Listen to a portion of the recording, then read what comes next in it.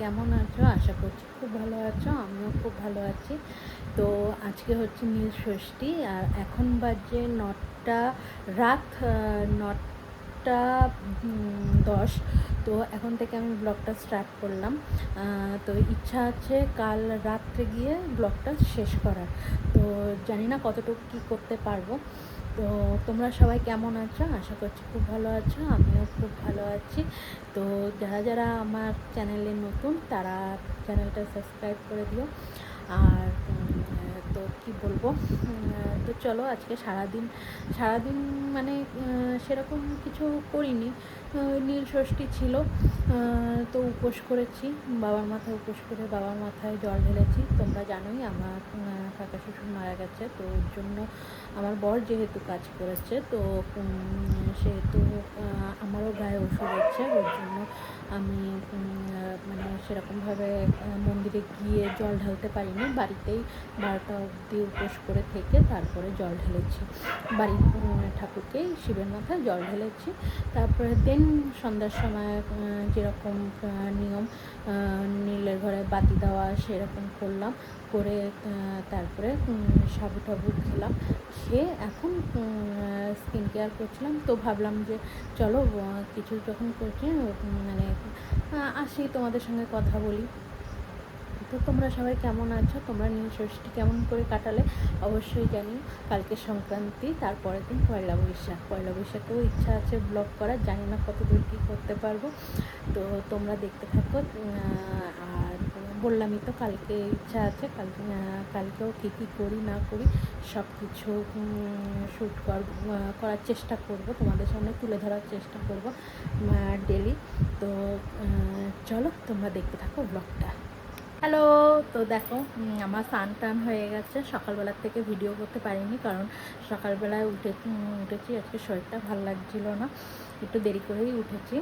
হাঁটতেও যাইনি, কালকে উপোস করেছিলাম, শরীরটা খারাপ ছিল।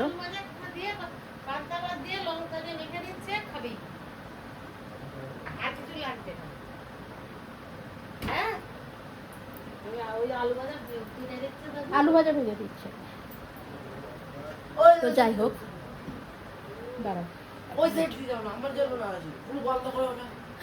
তো যেটা বলছিলাম, ওই আর কি ছেলে কি খাবে তাই আর কি বলছে।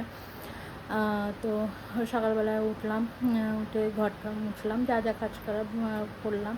এখন পুজো টুজো দিয়ে স্নান হয়ে গেছে, স্নান করে পুজো দিয়ে এই তোমাদের সামনে আসলাম। এখন তোমরা সবাইকে very very very good morning. তো সবাই কেমন আছো? আশা করছি খুব ভালো আছো, আমিও খুব ভালো আছি। তো দেখতে থাকো ব্লগটা।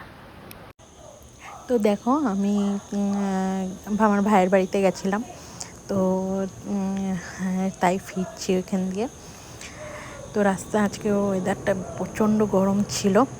আর তোমরা সাইড থেকে কোনো আওয়াজ পেলে প্লিজ ইগনোর করো, কারণ আমি দিদির বাড়িতে এসেছি, সেই দেখতে পাবে তোমরাও। আমি রেডি হয়ে গেছি। তো বাড়িতে এসে জামা কাপড় তুললাম, জামা কাপড়গুলো মেলে রেখে গেছিলাম, মানে কয়েক মিনিটের মধ্যে শুকিয়ে গেছে, এইরকম রোদ উঠেছে, মানে এত গরম।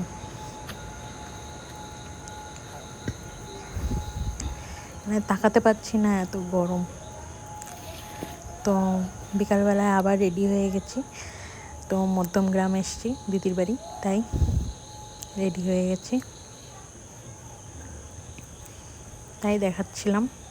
তো আমি হাতে শাঁখাপলা পরেছি, তো কেমন লাগছে তাই দেখাচ্ছিলাম তোমাদেরকে, কেমন লাগছে হাতটা একটু জানিও। তো দেখো আমি দিদির বাড়ি চলে এসেছি। তো চলো, আর আমার ভাইয়ের ছেলেটার পাকা পাকা কথা সেগুলো শুনতে পাবে লাস্টে। তো চলো এখন টাটা। সেলফি তুলছি? তুমি কি করছো? আমি হাসছি। তুমি হাসছো? তুমি কি একটা পাকা বুড়ো? হ্যাঁ, আমি তো বড় হয়ে গেছি। তুমি বড় হয়ে গেছো? হ্যাঁ। কত বড় হয়ে গেছো? এই তো। এত বড় হয়ে গেছো? হ্যাঁ। ওরে বাবা,